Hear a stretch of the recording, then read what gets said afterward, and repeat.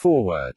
Your brain is involved in everything you do, including how you think, how you feel, how you act, and how well you get along with other people.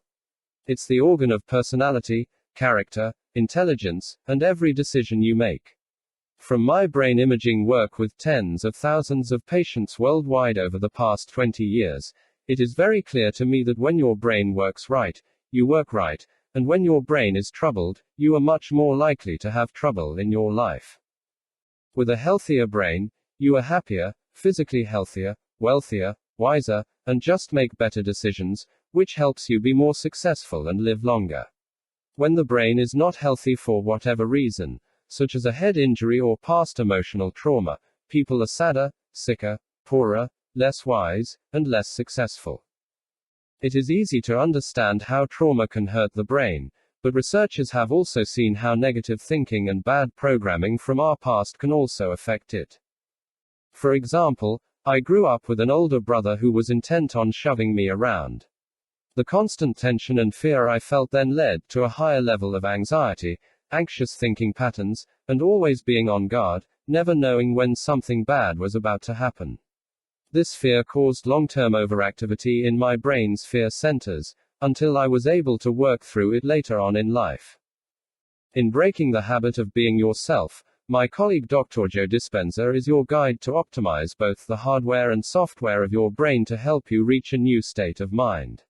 His new book is based on solid science, and he continues to speak with kindness and wisdom, as he did in the award-winning film What the Bleep Do We Know? And in his first book, Evolve Your Brain. Even though I think of the brain like a computer, with both hardware and software, the hardware, the actual physical functioning of the brain, is not separate from the software or the constant programming and reshaping that occurs throughout our lives. They have a dramatic impact on each other. Most of us have had trauma of some kind in our lives and live with the day-to-day scars that have resulted. Cleaning out those experiences that have become part of the brain's structure can be incredibly healing. Of course, engaging in brain-healthy habits, such as a proper diet and exercise and certain brain nutrients, is critical to the brain working right. But in addition, your moment-by-moment thoughts exert a powerful healing effect on the brain. Or they can work to your detriment.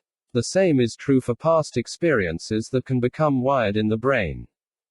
The study we do at the Amen clinics is called brain SPECT imaging. SPECT, single photon emission computed tomography, is a nuclear medicine study that looks at blood flow and activity patterns. It is different from CT scans or MRI, which examine the brain's anatomy, because SPECT looks at how the brain functions. Our SPECT work, now over 70,000 scans, has taught us so many important life lessons about the brain, such as brain injuries can ruin people's lives.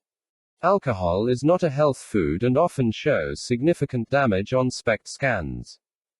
A number of the medications people routinely take, such as some common anti-anxiety medications, are not good for the brain, and diseases like Alzheimer's actually start in the brain decades before people have any symptoms.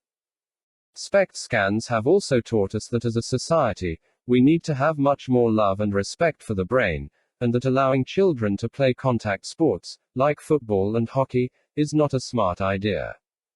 One of the most exciting lessons I have learned is that people can literally change their brains and change their lives by engaging in regular brain-healthy habits, such as correcting negative beliefs and using meditative processes such as those discussed by Dr. Dispenza. In one series of studies we published, the practice of meditation, such as what Dr. Dispenza recommends, boosted blood flow to the prefrontal cortex, the most thoughtful part of the human brain. After 8 weeks of daily meditation, the prefrontal cortex at rest was stronger, and the memories of our subjects were better, too. There are so many ways to heal and optimize the brain. My hope is that, like me, you will develop brain envy and want a better functioning brain. The brain imaging work we do has changed everything in my own life. Shortly after I started ordering SPECT scans in 1991, I decided to look at my own brain.